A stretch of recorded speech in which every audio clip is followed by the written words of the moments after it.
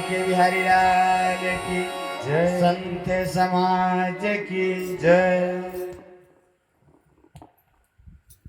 मन को बिल्कुल शांत कर लीजिए और भगवान श्री कृष्ण के चरणों में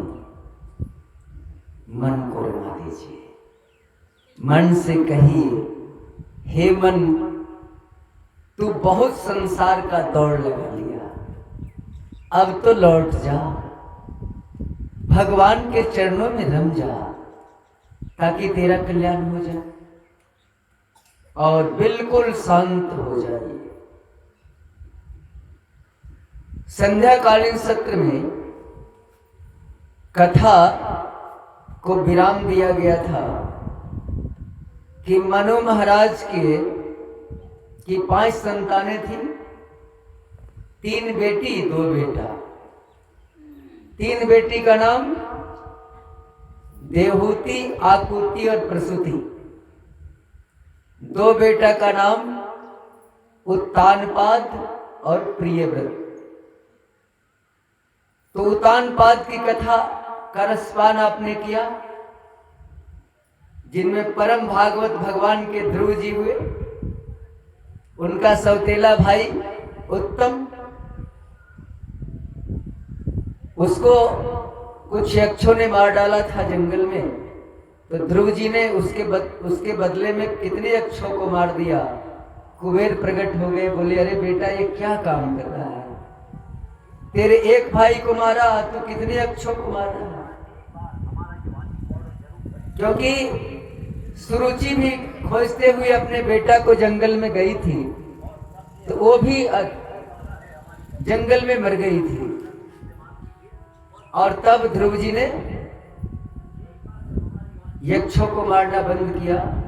ध्रुव जी के वंश में भी बहुत बड़े बड़े प्रतापी राजा हुए, बहुत बड़े बड़े। बोल परीक्षित, अब क्या सुनना चाहता है? सुखदेव बाबा ने परीक्षित से कहा। परीक्षित ने कहा, बाबा आपने मनु महाराज की 4 संतानों के बारे में बता दिया, अब छोटे लड़के प्रियव्रत के बारे में थोड़ा बता दो। तो सुखदेव बाबा ने कहा, परीक्षित आज 4थे दिन हो गए, मैं देख रहा हूं कि अभी तक तूने अन्न की तो बात छोड़ो, जल भी ग्रहण नहीं किया। कुछ कम से कम कुछ अन्न जल तो कर ले।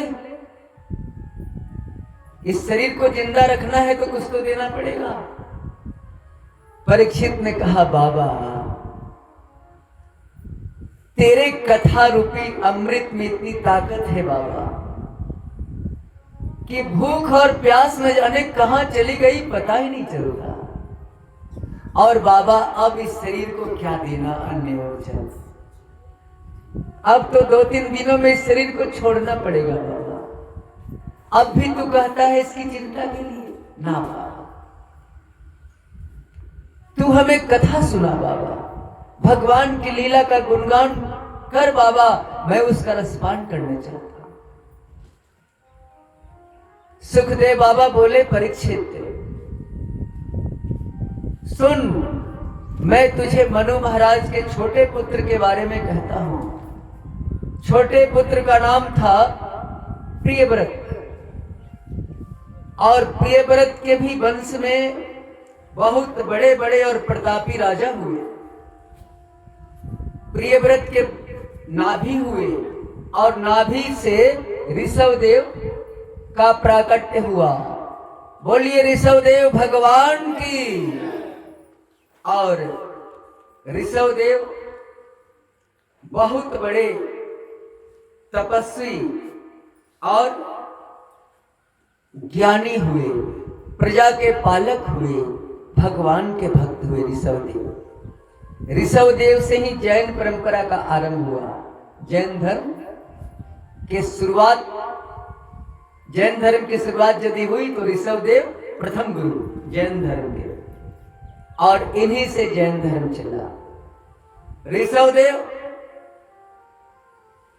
से इंद्र को जलन हो गई।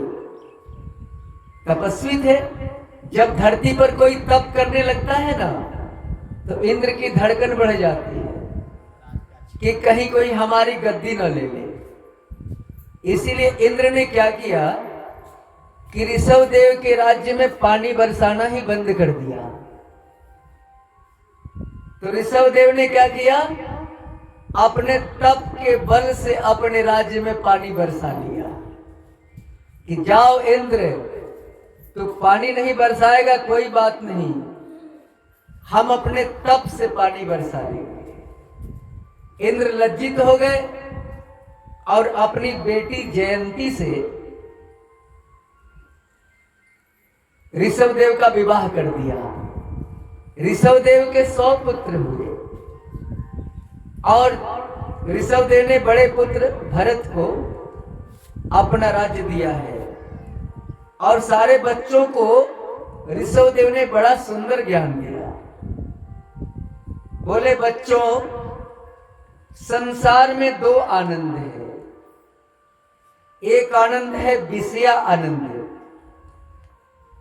क्या क्या नहीं हम लोग खाते रहते हैं जीव के चलते, क्या क्या करते रहते हैं उल्टा पुल्टा अपने प्यास को बुझाने के लिए। एक क्या है विषया आनंद, और एक आनंद है ब्रह्मानंद, जो अंदर में है ब्रह्मानंद। तो एक बाहर जो है उसमें बहुत सारे लोग लिपटे रहते हैं और ब्रह्मानंद में कोई कोई डूबा रहता है। जो ब्रह्मानंद का स्वाद चख लेगा उसे विषयानंद बिल्कुल फीका लगने लगेगा। विषयानंद तक जिनकी बुद्धि है वो मानव नहीं है, वो पशु तुल्य है। मानव को तो चाहिए ब्रह्मानंद की प्राप्ति करें। और बच्चों ने कहा कि बाबा ये बताओ कि ब्रह्मानंद को कैसे प्राप्त किया जाए। तो ऋषभदेव ने कहा बच्चों, एक ही चाबी है और उसी चाबी से ताला बंद भी होता है और उसी चाबी से ताला खुलता भी है। तो लंपट पुरुष का संग करोगे तो नरक में जाओगे, विषय आनंद में डूबोगे, और संतों का संग करोगे तो ब्रह्मानंद की ओर ले जाएंगे। अब तुम्हारी इच्छा, तुम किस ओर जाना चाहते हो? क्योंकि जो आपको भगवान से हटाए और विषय के आनंद में डुबाए, चाहे वो मित्र ही क्यों न हो, उसका त्याग कर देना चाहिए। जो धर्म से आपको हटाए उसका त्याग कर दो, नहीं तो तुम्हारा कल्याण नहीं होगा। जाके प्रिय न राम वैदेही, तुलसी बाबा कहते हैं, जाके प्रिय न राम वैदेही तजिए कोट बैरी सम। उसका त्याग कर दो। जाके प्रिय न राम वैदेही, जिसे राम प्रिय नहीं है, सीता प्रिय नहीं है, उसका त्याग कर दो। तजिए कोट बैरी सम यद्यपि परम से नहीं, चाहे वो तुम्हारा मित्र ही क्यों न हो, तुम्हारा पिता ही क्यों न हो, तुम्हारा गुरु ही क्यों न हो, यदि वो राम से तुझे हटाता है उसका त्याग कर दो। बड़ा सुंदर सुंदर उपदेश ऋषभदेव जी ने दिया। और ऋषभदेव जी ने सोचा कि यदि हम परिवार के काम के रहेंगे तो परिवार हमें भजन करने नहीं देगा। यदि आप संसार के काम के रहोगे तो संसार आपको भजन करने नहीं देगा। हर समय लिपटा रहेगा, बाबा हई बीमारी बा कैसे ठीक हुई, बाबा हई बीमारी बा कैसे ठीक हुई। इसलिए बड़े बड़े संत महात्मा अपने रूप को छुपा लेते हैं। तो ऋषभदेव ने भी एक दिन नाटक किया। बोले कि नाना, आप बड़े बेटे भरत को राज्य दे दो और यहां से चलो भजन करने के लिए। तो ऋषभदेव सोचे कि अब कोई बहाना तो चाहिए कि लोग हमें हमसे नाता तोड़ ले। तो इसके लिए ऋषभदेव ने क्या किया, पागल बन गई। एक दिन पागल का ड्रामा किया, पागल बन गए, अपने कपड़ा को अपने से फाड़ लिए, एक पैर का पैजामा फाड़ दिए, दूसरे पैर का पैजामा छोड़ दिए और एक चौराहे पर जाके लौट गए और मलमूत्र त्याग करके उसी में लौट रहे ऋषभदेव। कोई आता उनके पास तो पत्थर मार रहे हैं, परिवार के लोग आए तो पत्थर मारने दौड़ गए। सब लोग समझ लिए कि ये पागल हो गए और सब लोग चले गए। सुखदेव बाबा कहते हैं, परीक्षित, 8 सिद्धियां ऋषभदेव के पास आई। ये 8 सिद्धियां कौन कौन है? अनिमा, लघिमा, महिमा, गरिमा, प्राप्ति, प्राकट्य, वसित्व, ऋषित्व। ये 8 सिद्धि है। 8 सिद्धि आई, बाबा अपना लो, मेरे अपने पास रख लो। ऋषभदेव ने सिद्धियों को ठुकरा दिया और हम लोग भूत प्रेत को अपने पास रखने के लिए न जाने शमशान में क्या क्या करते हैं और ओझा तांत्रिक के पीछे घुमा करते हैं। ऋषभदेव ने सिद्धियों को ठुकरा दी। ऋषभदेव ने कहा, तुम चली जाओ, हमें नहीं चाहिए भाई, हमें तो भगवान का भजन करना है। ऋषभदेव ने सिद्धियों को क्यों ठुकराया? आज सिद्धि आ गई, ठीक है, आप चुपचाप हो, लेकिन किसी का आपने कोई काम कर दिया, चमत्कार हो गई। अब तो भीड़ जुटना शुरू, नमस्कार शुरू, और जब भीड़ जुटना शुरू, नमस्कार शुरू, तो भगवान से नाता टूटना शुरू। मान बढ़ाई जब से आई, मान बढ़ाई जब से आई, तब से किस्मत फूटी। स्वामी स्वामी बजने लागे, लगन राम से छूटी। स्वामी जी, स्वामी जी, अब स्वामी जी भगवान का भजन क्या करेंगे? स्वामी जी को तो अहंकार हो गया सिद्धि पर।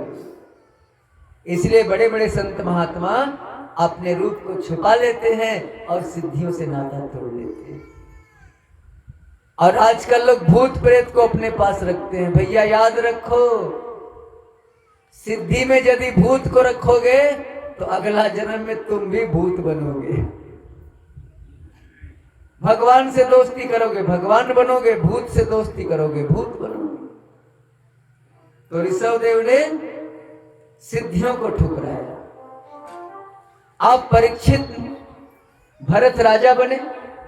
इस भारतवर्ष में 3 भरत हुए। 3 भरत कौन कौन? एक भरत हुए ऋषभदेव के, एक भरत हुए राम के भाई, और दूसरे भरत हुए शकुंतला और दुष्यंत के पुत्र भरत। 3 भरत हुए। एक भरत ज्ञानी हुआ, एक भरत वैरागी हुआ, और एक भरत कर्मयोगी हुआ। कर्मयोगी भरत कौन हुआ? शकुंतला के पुत्र जो शेर से खेला करते थे। ज्ञानी कौन हुए? राम के भाई भरत ज्ञानी हुए। और ये ऋषभदेव के पुत्र भरत, ये भी बैरागी चल दिए, जंगल में चले गए। अपने बेटा को राज्य दे करके भरत जी जंगल में चले गए। और एक दिन की बात है, परीक्षित गंडकी नदी में संध्या बंदन को गए थे। एक मृगी का पीछा शेर कर रहा था। आगे आगे मृगी, पीछे से शेर खदेड़ रहा था। मृगी गर्भवती थी, नदी में छलांग लगा दी, और छलांग लगाने के बाद नदी में ही पेट से बच्चा निकल गया उस मृगी का, और मृगी मर गई, प्राणांत हो गया मृगी का। भरत जी ने क्या किया कि उस बच्चे को तैर करके पकड़ लिए, हिरण के बच्चे को तैर करके पकड़ लिए और आश्रम में लेके आ गए, अपने आश्रम में। देखिए, यहीं पर भरत जी से गलती हो गई। मृगी का बच्चा था, उसे आप मृगा के झुंड में डाल देते, वन का पुष्प वन में ही सुंदर लगता है, तोड़ के महल में लाओगे तो मुरझा जाएगा। मृगी का बच्चा था, मृगी के झुंड में रख देते, उसकी सेवा हो जाती। लेकिन भरत जी मोह में फंस गए और उस मृगी के बच्चे को, हिरण के बच्चे को लेके आ गए अपने कुटिया में। बड़ा सुंदर बच्चा था। मोह बड़ा खतरनाक है, मोह नरक के द्वार को दिखा देता है। मोह और प्रेम में अंतर है। मोह और प्रेम, प्रेम हर समय सही करना सिखाता है और मोह हर समय गलत का समर्थन करता है। मान लीजिए यदि आप अपने बेटे से मोह करते हो तो बेटा यदि गलती भी कर रहा है तो आप चुप हो जाओगे। लेकिन यदि आप बेटा से प्रेम करते हो तो बेटा यदि गलती किया है तो आप उसे डांटोगे और कहोगे कल से गलती करोगे तो हम तुझे पीटेंगे। मोह और प्रेम में आकाश और जमीन का फर्क है। पुत्र मोह में क्या हुआ? धृतराष्ट्र को पुत्र मोह ही तो हो गया था कि महाभारत का युद्ध हो गया। कृष्ण गए थे धृतराष्ट्र के पास कि भाई तू कम से कम सब रख ले, 5 गांव दे दे, 5 गांव। लेकिन धृतराष्ट्र क्या सोचा, यदि 5 गांव दे देंगे तो मेरे बच्चे का 5 गांव तो कम हो जाएगा। परिणाम क्या हुआ? बेटा से प्रेम करो, मोह मत करो। मोह नरक का द्वार दिखाता है। आजकल बहुत सारे लोग कुत्ता से प्रेम करते हैं। कुत्ता, आज देसी गाय को दरवाजे से हटा दिया, आज जर्सी को ला लिया। पहले दरवाजे पर क्या लिखा जाता था? सुस्वागतम, सुस्वागतम दरवाजे पर। और आजकल दरवाजे पर क्या लिखा जाता है? कुत्तों से सावधान। जमाना कहां चला गया। और यदि उस घर का मालिक दरवाजे पर खड़ा हो जाए तो मालिक के ऊपर बोर्ड क्या लगा हुआ है? कुत्तों से। लगता है कि वही मालिक कुत्ता। कुत्ता को लोग अपने बेडरूम में रखते हैं।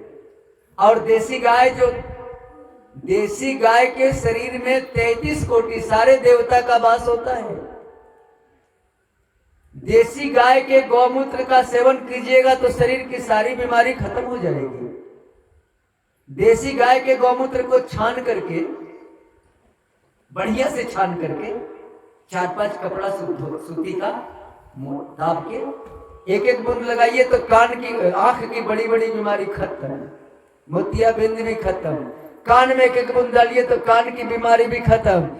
आधा कप पीजिए तो पेट की सारी बीमारी खत्म। बड़ा बड़ा घाव घुस, सर्दी बुखार, मलेरिया, ब्रेन मलेरिया सब खत्म। गौमूत्र में इतनी ताकत है। देसी गाय के दूध में अमृत है और जर्सी गाय के दूध में जहर है। जब से हमारे देश में जर्सी गाय आई तब से हमारे लोगों के अंदर, हम लोगों के अंदर बड़ी बड़ी बीमारियां शुरू हो गई। जर्सी गाय के दूध में एक जहरीला तत्व पाया जाता है जिस तत्व का नाम है A1, और देसी गाय में एक पौष्टिक तत्व पाया जाता है उसका नाम है A2। इसलिए देसी गाय का दूध कोशिश कीजिए 100 ग्राम भी मिल जाए। जर्सी गाय का दूध खाना बंद कर दो, नहीं तो डॉक्टर के पास जाते जाते थक जाओगे, शरीर ठीक नहीं होगा। फिर आप कहोगे कि फिर दूध नहीं मिलेगा तो काम कैसे चलेगा? उसका एक तरीका है। यदि 50 ग्राम चना को अंकुरित करके खाओगे फुला के तो 250 ग्राम दूध के बराबर ताकत दे देगा। कुछ तो सोचो, हम इतने लोभी हो गए कि गौ माता को अपने दरवाजे से हटा दिया। वो माता थी, हाई ब्लड प्रेशर हो गया, देसी गाय के पीठ पर 2-4 बार ऐसे ऐसे हाथ फेर दो, ब्लड प्रेशर डाउन। देसी गाय के बगल में सो बैठो, मलेरिया मच्छर कुछ नहीं होगा, सब ठीक।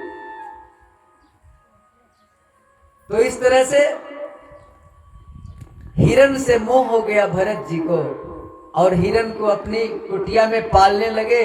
जब हिरण का बच्चा बड़ा हुआ, उछल कूद करने लगा।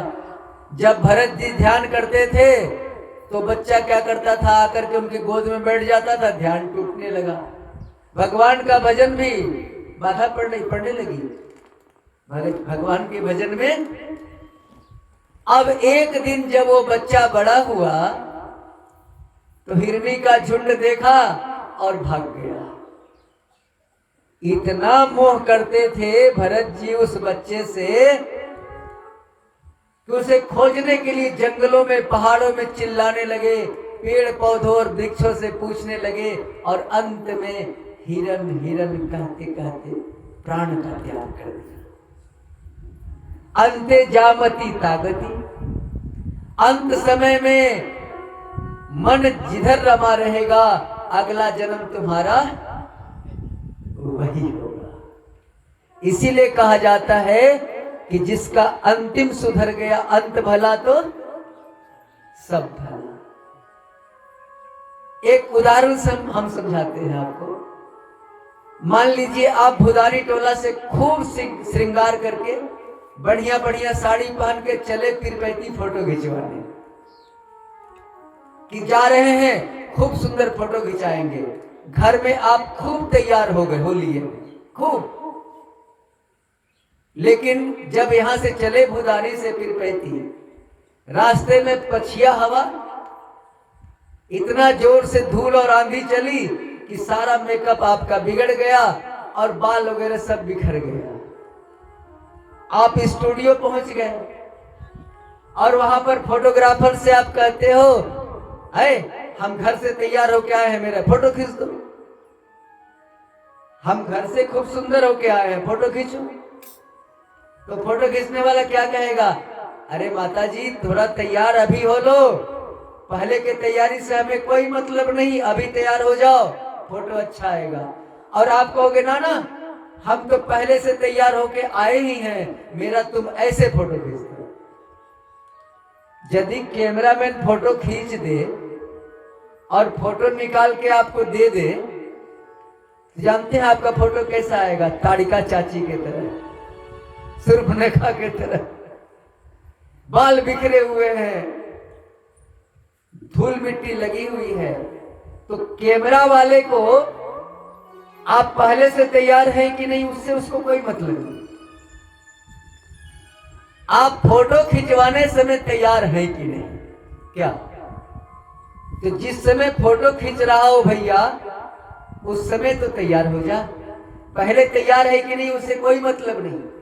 तो जब जाने का समय आ जाए, मेरे कहने का मतलब उस समय तो तैयारी कर लो बढ़िया से, नहीं तो जैसा मन में चिंतन करोगे अगला जन्म तुझको वैसा मिलेगा। वही हुआ, भरत जी का अगला जन्म हिरण का हो गया, हिरण बन गए। लेकिन ज्ञान था उनके अंदर, सने सने हिरण देह का त्याग किया और तीसरा जन्म भरत जी का एक ब्राह्मण कुल में हुआ, अंगिरस गोत्र में। ये 9 भाई थे और इस बार भरत जी बड़े सतर्क थे।